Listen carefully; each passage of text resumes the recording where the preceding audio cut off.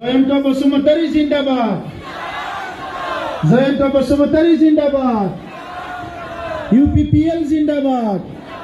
बे बिसायख'थिया 33 बोसोर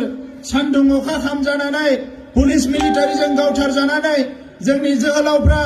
जेल जानानै बेसेबांबा खस्थ' खालामनानै मोननाय बिटिआर गोरोबथाखौ मोगथां महर होनायनि थाखाय जोङो नैबे बिसायख'थिखौ जोङो जेरैखि जाया हारिनि जौगानायनि थाखायसो बाहायनांगौ बिनि थाखायसो नैबे बिसायख'थिया बे बिसायख'थिया चन्दन ब्रह्मनि थाखाय फैसा खामायनाय जानो हानाय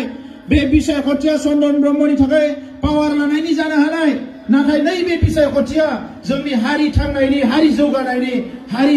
रैखाथिनि राव थुनलाइ हारिमु जौगानायनि थाखाय नैबे बिसायख'थिखौ जों गेलेनांगोन रायजोखौ गोदोनिफ्राय नायबोबाय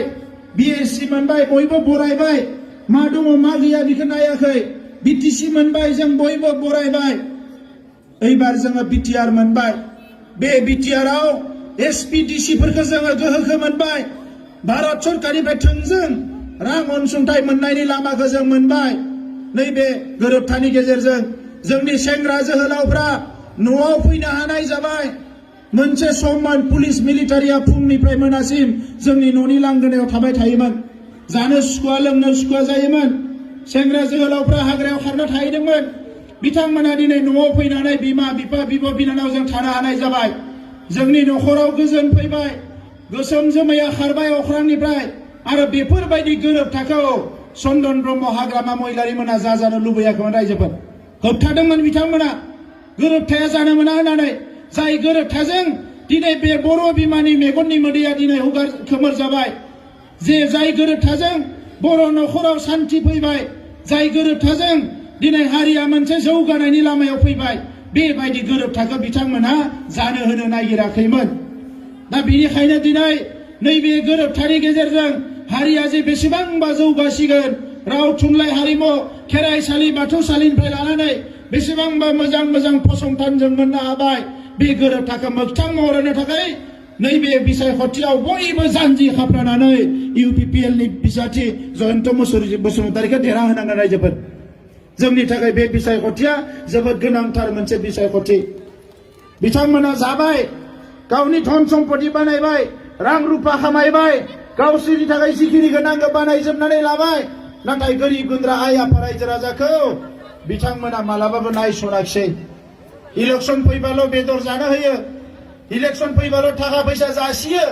5 बोसोराव मा जादों मा बेरदों सोर लोमजादों सोर साजादों सोरहा मा जादों फरायनो मोनदोंना मोनाखै न' बां लुना लानो हादोंना हायाखै जेबो खबर लाया जब कार्डनि फैसाखौ जाबाय आयुवाननि फैसाखौ जाबाय गासैखौबो जाख्रेबजोब्बाय दिनै बर' न'खराव जोंहा बर' आइजोफ्रा बन्धन बेंकनि लन कि लन नंगौना नङा आइजोफोर बन्धन बेंकनि लन नङा होमबा दा बे बन्धन बेंकनि लनखौ आसामाव सरकार एबार गोदान सरकार दानाय लोगो लोगोनो गासैबो लनखौ जोङो सुख'जोबना होनो नागिरदों बन्द खालामना होनो नागिरदों बन्धन बेंकनि लनखौ जाहाथे जोंनि आइजोफ्रा फ्रि जायो आइजोफ्रा जाहाथे दाहारनिफ्राय फ्रि जायो न'खरखौ मोजाङै बेंनो हायो बिनि थाखाय जोङो बयबो खौसे जानांगौ रायजोफोर दा बेजों लोगोसे फरायसुलिफोरनो स्कुटि होदों गभर्नमेन्टआ जोंबो साइकेल होदों मटर साइकेल होनो नागिरदों आरो कलेज फरायग्राफोरनो सानफ्रोमबो 100 थाखा होनानै फरायसालियाव जाहाथे मोजाङै थांनो हायो बे बेबस्थाखौ खालामनो नागिरदों जोङो आइजोफोरनि थाखाय सेल्फ हेल्प ग्रुपफोरनो 75,000 रां होनायनि बाथ्रा बुंदोंमोन आरो एबार नैबे मास मोननैयावनो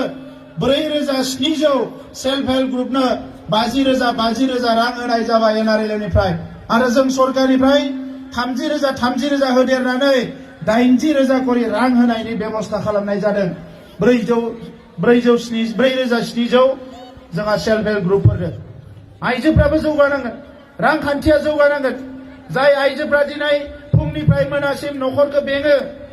न'खरखौ जोथोन लायो ओनसोलनि रायजो राजाफोरजों मोजाङै सोमोन्दो लानानै शान्ति लायो शान्ति मोनसे समाज दायो बे आइजोफ्रा दिनै रांखान्थिनि बेसेबांबा खस्थ'आव थानो गोनां जायो दा नंखायनो रांखान्थि उदांस्रि गोनांगोन रायजोफोर दा नैबे समाव सोरबा हाग्रामा महिलारिया हारिखौ बायलाय फानलाय खालामोबा सोरबा हाग्रामा महिलारिया गोसो जाबानो बदरुद्दिनजों गोसो जाबानो कंग्रेसजों जायजों गोसो बेजोंनो थांनानै गावनि पावारखौल' लानो लुबैयोबा जोंनि रायजो राजाफ्रा गोख्रोङै गसंनांगोन रायजोफोर। जोङो राजखान्थि खालामनो दिनै राजखान्थियाव फैदों, गावनि थाखाय नङा, बोथिनै ओंखामनि थाखाय नङा। राजखान्थियाव फैदों गोहो लानो मासि लानो थाखाय नङा, राजखान्थि गेलेनो गोनां जादों गोरिब गुन्द्रा आइ आफा रायजो राजाफोरखौ आगानसेबाबो जौगाहोनो थाखाय। दा नंखायनो नैबे समाव बे बिरांगाव ओनसोलनि आइ आफा रायजो राजाखौ आं खावलायदों, दालां नांगौ, जाम्फै नांगौ, लामा नांगौ, बेफोरो बारा गिदिर खोथा नङा। बिथांमोना मावैखायसो गोग्लैनानै दङ। मावोबा गभर्नमेन्टआव थाखाया मेरला, थाखा जोबनो गैया, नाथाय बिथांमोना मावाखै। बोसोरबानि गेजेराव जै मन्त्रि जाबाय दिसपुराव थांना थायो आरो रावखौबो खबर लाया, गेजेर गेजेर फैनानै गावनि बिपिएफनि मानसिफोरनियाव पार्टि जायो, जौ बेदर जानानै थाङो, रायजो राजाफोरखौ खबर लाया। दा नंखायनो ओरैबायदि सासे सेंग्रा जोहोलावखौ जों सायख'दों जाय 20-30 बोसोर हारिनि थाखाय बाउसोमबाय, खुनु दिन जौ जुवानि खाथियाव थाङा, असैथो नंखाय बाथ्रा बुंनो हाया, अनसुला, अराय सम नोरोम आखुनि लेखा गोरों सासे सेंग्रा जयन्त बसुमतारीखौ जों एबार सायख'दों। आरो बे जयन्त बसुमतारीया हरथ्रोब सानथ्रोब हारिनि थाखाय बाउसोमनो हाग्रा सासे सेंग्रा जोहोलाव। दा नंखायनो रायजोफोर एबार जोङो खौसे जानानै बयबो गावबा गावनि बेसेन गोसा भटखौ फानाजासे जोङो खौसे बे भटखौ होनानै जयन्त बसुमतारीखौ देरहाहोनानै बड'लेण्डनि गोरोबथाखौ जाफुंसार होनायजों लोगोसे बड'फाया जि सिमां नुदोंमोन गेरेमसा बर' हारि दानायनि, बेखौ मोगथाङाव महर होनो थाखाय बयबो जानजि खाफ्रानांगोन। बिथांमोना दिनै जोंखौ राजखान्थियाव फैनायखाय मास मोननैनि राजखान्थिखौनो जोबोद सोंखारिदों बिपिएफआ, उल्टां फाल्टां खोथा बुंदों। 17 बोसोरसे गावसोरो गावनि असे बर' बिमा बिफाफोरखौ थगायबाय, बिनि हिसाबखौ सोर होगोन रायजोफोर? बिनि हिसाबखौ सोर होगोन? जों मास मोननैल' सरकार जाबाय, बेवहायनो गोबां खामानि मावबाय जोङो। आरो फैगौ 5 बोसोराव आंहा फोथायनाय दङ जोंनि आइ आफा रायजो राजाफोरखौ बयखौबो गावनियाव आथिङाव गसंनानै संसार जानो हानाय खालामनो हागोन, आंहा फोथायनाय दङ। मानोना मावनो गोसोबा गोबां मावनो हायो, मावालासिनो नों जाख्रेबजोबोबा फैनाय थाखाफोरखौ बोरै जौगानो जोंनि रायजो राजायालाय? बेनो जादोंमोन बिपिएफनि समाव। दा नंखायनो दिनै बारा गोलाव खोथा बुंला, नैबे बिसायख'थिखौ नोंथांमोना गोसोआव लाखो। बे बिपिएफनि थाखाय थाखा फैसा खामायनायनि बिसायख'थि, जोंनि थाखाय नाथाय हारि फोथांनायनि बिसायख'थि, हारि रैखाथिनि बिसायख'थि, हारि जौगानायनि बिसायख'थि। आरो बर'फ्रा खौसे जानानै 17 बोसोर जेरै थगायसे थगायनानै सोबख'नाय बिपिएफखौ नायदों, आं बर'फोरखौ खौसे जानानै इउपिपिएलखौ 5 बोसोरनि थाखायल' नायनो थाखाय खावलायदों। 5 बोसोराव इउपिपिएलआ खामानि मावनो हायाबा आंबो राजखान्थि खालामनायनि खुनु ओंथि गैया, खुनु मिनिं गैया, गोसोबो गैया आंहा रायजोफोर। दा बेखौनो बुंनानै जोबथारनायाव बयनिसिमबो गोसो गोरबोनि खुलुमनाय सिबिनाय